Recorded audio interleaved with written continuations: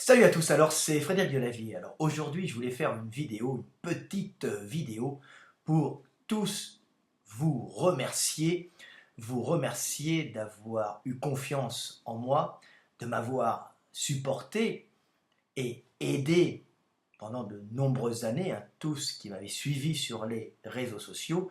Et aujourd'hui est un jour tout de même de grande victoire, car le livre que je viens de sortir, L'éveil des consciences, qui est sorti il y a moins de 2 jours, qui est en vente il y a moins de 2 jours sur Amazon, est rentré dans le top 5 des meilleures ventes de livres, toutes catégories confondues sur Amazon, en France bien sûr.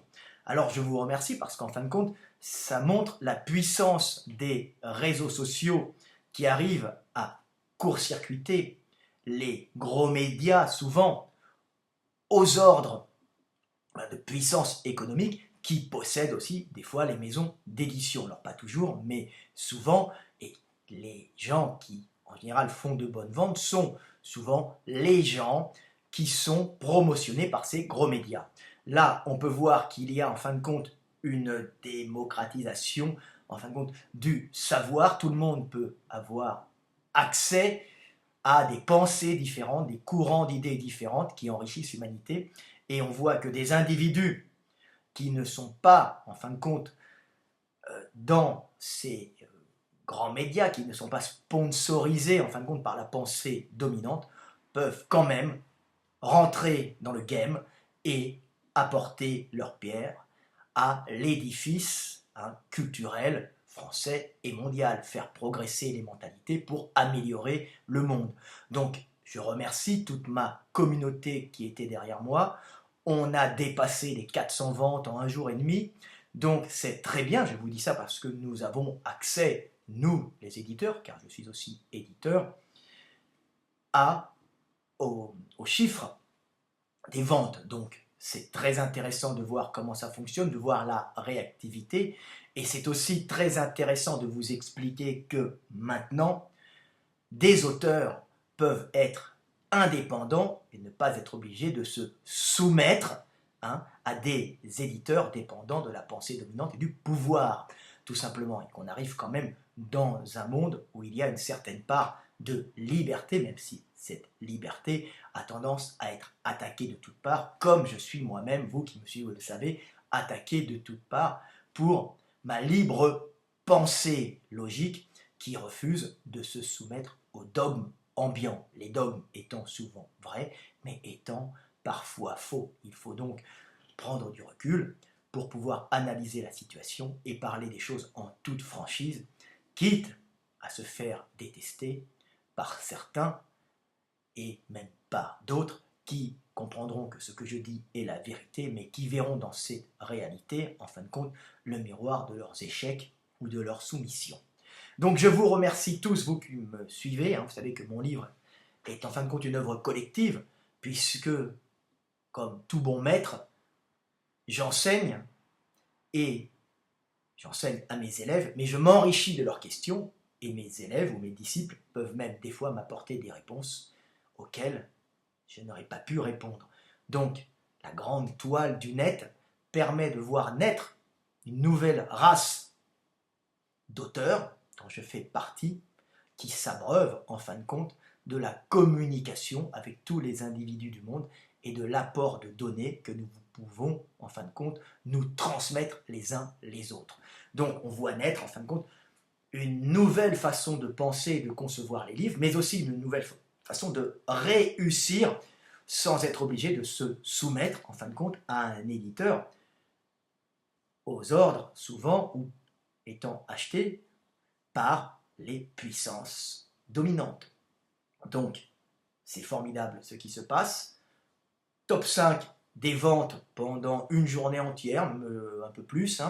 Ça fait un jour et 2 jours que mon livre a été lancé. Là, je suis top 6. Ça peut monter un peu, descendre un peu. Mais pour quelqu'un qui arrive d'un seul coup sur le game, sur le net, sur Amazon dans les livres, rentrer dans le top 5 des meilleures ventes françaises, en ayant Platon devant soi, ou Shakespeare, c'est quand même très bon. Donc je vous remercie tous, mais le combat n'est pas terminé. Vous savez que quand vous vous mettez en lumière et que vous ne dites pas ce que le pouvoir ou la pensée dominante voudrait que vous disiez, vous avez en fin de compte les forces du mal d'opposition qui s'abattent sur vous. Et là, je viens de voir que le premier commentaire, alors c'est typique à la mentalité française, alors c'est sans attaque pour mon pays, parce que mon pays a des grandeurs, puisqu'elle réussit à former des individus comme moi, hein, rebelles, mais il y en a bien d'autres, hein, avec une grande culture, parce que la culture française est une culture mondiale, en fin de compte, de par notre langue qui est parlée dans le monde entier, mais avec un système de caste qui brime les gens, mais certains peuvent s'en sortir, certains arrivent à briser justement ce système, à se libérer comme je l'ai fait, et à ce moment-là, on est attaqué, car nous sommes la liberté qui fait en fin de compte chanceler les maîtres, mais qui est aussi le miroir de l'échec et de la soumission des individus qui n'ont pas la force morale ou génétique de se libérer. Et cela, à ce moment-là, vous attaque parce qu'en fin de compte, vous êtes ce qu'ils désirent être du plus profond de leur être et qu'ils sont incapables d'être. Ils sont incapables de se libérer. Mais bien sûr, je parle pour ceux qui ont cette petite graine en eux et qui vont devenir des hommes libres. Alors, je voulais vous lire le premier commentaire que j'ai reçu sur Amazon. C'est très intéressant, hein. Alors on dit, mais pourquoi tu les mets en lumière? C'est cloportes et cafards. Je mets en lumière ces cloportes et ces cafards parce que quelque part, ils sont innocents. Ils sont le résultat d'un système qui brime les gens et qui les rend médiocres. Donc, en les mettant en lumière, je montre ce qu'il ne faut pas faire et je donne aux hommes la force de ne pas sombrer du côté obscur de la force, pour ceux qui ont une petite culture cinématographique.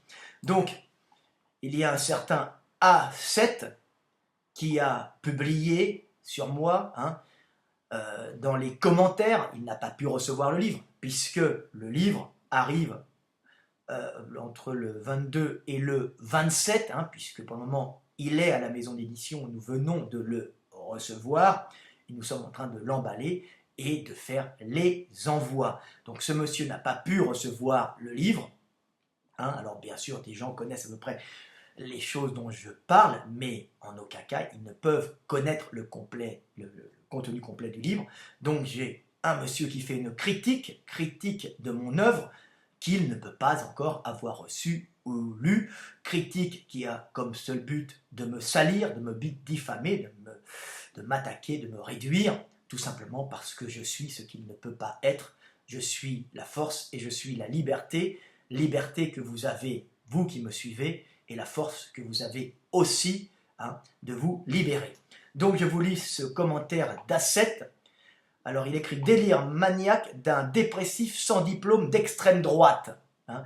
Alors dépressif, je ne suis pas dépressif, je suis européen et effectivement les Européens ont tendance à être plus dépressifs parce qu'ils doivent en général prévoir l'hiver, donc ils ont cette angoisse de l'avenir qui peut les fatiguer, mais me connaissant, hein, je sais que la dépression est en vérité une force qui me permet justement de concevoir l'avenir et de me protéger et d'envisager l'avenir et de pouvoir construire un bel avenir. Voilà. Donc, dépressif, je ne le suis pas, car je sais que, en fin de compte, cette fatigue nerveuse n'est autre que le fait de penser toujours à l'avenir et de fatiguer mon système nerveux. Je ne suis pas dépressif, je suis heureux d'être parfois angoissé de l'avenir, ce qui fait que je suis un bâtisseur pour prévoir l'avenir. Voilà. Et il met sans diplôme d'extrême droite, je suis ni de gauche ni de droite, je suis un homme libre. Je ne suis pas soumise à la hiérarchie des hommes, je ne suis soumis qu'à ma conscience, c'est-à-dire à Dieu. Alors ensuite il met livre sans intérêt d'un dépressif qui a raté sa vie sur tous les plans, scolaire, sentimental, social, familial, et qui par ce livre cherche à entraîner le plus grand nombre dans sa chute. En résumé, ce livre est le témoignage vivant de l'effet des stéroïdes sur le psychisme. Il se prétend Attention, philosophe, peintre, scientifique, grand maître, spirituel, ingénieur et écrivain, dessinateur, etc. L'auteur n'a même pas le bac et prétend être un grand scientifique. Très intéressant, hein, bien sûr. Hein. Leonardo da Vinci avait bien sûr le bac, c'est évident, il l'avait passé brillamment. Alors ensuite il met, il prétend avoir besoin d'argent et que ce livre va l'aider financièrement. Je n'ai pas besoin d'argent, mes livres sur le sport et l'anatomie m'en rapportent déjà assez pour vivre toute ma vie allongée à regarder la télévision. Voilà. Alors, il est dyslexique et fait de très nombreuses fautes de grammaire et d'orthographe. Super, ça apporte énormément à la compréhension du monde, ce que tu viens de dire. Hein. Voir sa page Facebook. Alors voilà, délation typiquement française, c'est une culture. Hein. Il donne des conseils de séduction et dans la vie réelle, aucune femme ne veut de lui voir sa page Facebook. Je ne fais aucun conseil de séduction. J'explique tout simplement comment devenir un homme libre, comment vivre, ce que désirent les femmes et ce que désirent les hommes d'un point de vue biologique, hein, d'un point de vue évolutionnel, au niveau de l'évolution. Quels sont nos désirs et nos attentes que nous cachons sous une croûte, sous un vernis culturel, nos véritables désirs et attentes biologiques. Alors, il a une vie déréglée, vit la nuit et dort le jour. De toute façon, je vis comme j'ai envie. Hein, je ne suis pas obligé de prendre la bétaillère tous les matins pour aller me vendre à un petit maître pris à la gorge par un État qui le taxe à fond, hein, pour pouvoir vivre et manger, hein, et pour surtout avoir un toit, parce que la plupart des gens, malheureusement, en France, sont pris à la gorge par le fait qu'ils sont obligés de travailler dans des boulots qu'ils n'aiment pas, tout simplement pour ne pas être à la cloche, pour ne pas être à la rue, et pour payer un loyer ou un crédit exorbitant et trop cher. Voilà. Alors, il a une vie déréglée, alors voilà, il est dépressif, alors je ne suis pas une femme, je suis un homme, hein. En plus c'est plein de fautes d'orthographe. Je me moque, je ne juge pas les gens sur les fautes d'orthographe, je juge un homme sur le fond de ce qu'il dit, hein, ni sur la façon dont il parle, mais sur le fond de ce qu'il exprime. Hein. Comme je dis toujours, le sage parle de la lune, l'abruti se concentre sur son zozotement, alors, ou sur son bégaiement. Alors, ce livre est une imposture dont la spécialité de Dans l'évier est de récupérer le travail des autres et de s'en attribuer le mérite. Alors, nous sommes tous, en fin de compte, rien ne vient de nous, tout vient du monde. Je ne mérite rien de particulier, je ne suis qu'un récepteur de ce que m'envoie le monde et j'en tire mes propres analyses, c'est-à-dire les analyses que ma conscience fait de ce qu'elle reçoit du monde. Rien ne vient de moi, tout vient du monde, mais en fin de compte, j'analyse avec ma propre conscience, c'est tout. Hein. Et le fait de m'appeler Dans l'évier prouve quelque part, hein, si je vous montre la médiocrité française, c'est très intéressant, que ce message a été envoyé sûrement par un boutonneux, un pauvre type, un ado boutonneux, ce qu'on appelle un conversaniste, hein, ou un ami de Boris Lelay, qui font des chaînes racistes. Hein. Alors, je n'ai rien contre les racistes, je n'ai rien non plus contre les métissophiles. Hein. Tout ça fait partie de grandes forces, hein, qui forment l'humanité. Hein. Tout est dans le juste milieu, je l'explique bien, mais dans l'évier, c'est bien la prose de ces racialistes blancs aigris et boutonneux sans avenir qui agressent, en fin de compte, les gens, hein, faute derrière leur écran PC, hein, en diffamant, en salissant, faute de pouvoir agir dans la vie et de se comporter en homme dans la rue face aux racailles. Voilà. Alors il se termine en disant, si vous avez 30 € à mettre dans un livre écrit par un bodybuilder sans diplôme, allez-y. Comme si faire du bodybuilding, ce que je ne fais pas au passage, puisque je fais de la musculation, du powerlifting, hein, du street workout et de la natation, hein, et puis un peu de sport, de combat, je révise en fin de compte quelques spécialités au cas où, mais je ne suis en aucun cas un bodybuilder, bien que ça soit un monde que j'aime et que je fréquente, hein, et même si j'étais bodybuilder, cela ne pose aucun problème. Certains bodybuilders sont devenus gouverneurs de Californie, hein, il n'y a aucun problème. Et sans diplôme, je le répète encore, il y a plein d'individus sans diplôme qui ont fait avancer le monde. Le diplôme n'est pas une garantie, hein, d'intelligence. Il prouve juste que vous avez su ingurgiter un tas de données à un moment précis pour les régurgiter au moment du concours. Alors ça, c'est surtout en France. Bien sûr, aux États-Unis, le diplôme a bien sûr plus de valeur, hein, mais sachez qu'il y a des pays, hein, comme l'Amérique, les États-Unis ou même l'Allemagne, où c'est essentiellement le terrain et ce que vous faites sur le terrain qui compte. Aux États-Unis, c'est ce que vous avez créé. En Allemagne, c'est ce que vous avez fait dans l'entreprise qui vous permet en fin de compte d'accéder à des diplômes, puisqu'on passe les diplômes au sein de l'entreprise et non avant à l'école. Sachez comment fonctionne le monde avant d'attaquer les gens, et comme je le redis encore, hein, Léonard de Vinci n'avait aucun diplôme. Léonard de Vinci, mon maître, n'avait aucun diplôme. Ça ne l'a pas empêché d'être un homme brillant qui a apporté, par son analyse et son observation du monde, beaucoup de fraîcheur et beaucoup de compréhension, hein, à l'humanité. Et de beauté, au passage, hein, la beauté étant en général ce qui est utile et ce qui vous rapproche de la vie et vous permet de la diffuser. Alors ensuite il termine, ne soyez pas des pigeons, gardez vos 30 euros ou sinon faites un don à une association. Voilà, un pauvre garçon qui est typiquement, en fin de compte, premier commentaire, hein, sur mon site de vente, ma page de vente Amazon, hein, où je suis rentré dans le top 5, hein, commentaire de jalousie. Je n'en veux pas à ce jeune garçon qui est en fin de compte très intéressant à étudier, car il montre bien, hein, ce que génère notre pays, notre système de caste, hein, quand il empêche des gens de pouvoir, par leur travail, par leur intelligence et par leur courage, de monter socialement. Ça va créer, générer des frustrés, en fin de compte, qui se réconfortent dans la destruction et la calomnie, hein, salir l'autre quand tu n'as pas les moyens de bâtir et de briller par toi-même. Voilà la seule façon qu'ont les gens d'agir dans leur vie quand il leur est impossible, par le système, ils ne sont pas responsables, hein, de créer pour les autres et de bâtir pour les autres, hein, c'est tout simplement de salir et de détruire l'autre, hein, surtout en général l'autre qui réussit à côté de toi, hein, parce qu'il est le miroir de ton échec, le miroir de ton impuissance à réaliser ce que tu voudrais en fin de compte être, un homme bon, juste et droit qui aide sa communauté. Ne pouvant pas être tout cela, ne pouvant pas agir, l'homme est fait pour l'action. La seule chose que te laisse ce monde et cette société de caste française, c'est de pouvoir salir, diffamer, hein, faute de pouvoir bâtir et créer.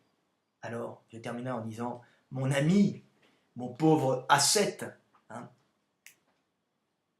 on ne brille pas plus en éteignant les autres. Voilà, c'est une illusion. On brille en bâtissant et en créant, et en aimant et non en haïssant. Voilà, petite vidéo qui vient du cœur. Hein, vous savez que je suis un réactif. Ce garçon m'a mise en colère, mais je n'ai aucune haine contre lui et je pardonne. Car je sais que si Dieu est colère, il est avant tout miséricorde et pardon, et nous devons tous être à l'image de Dieu, c'est-à-dire ce que nous sommes réellement au fond de nous, la conscience du monde, et nous devons aimer, bâtir, nous entraider et non salir. Nous ne devons pas combattre des individus, nous devons combattre pour le mieux, pour le meilleur et pour la liberté et devenir des hommes libres.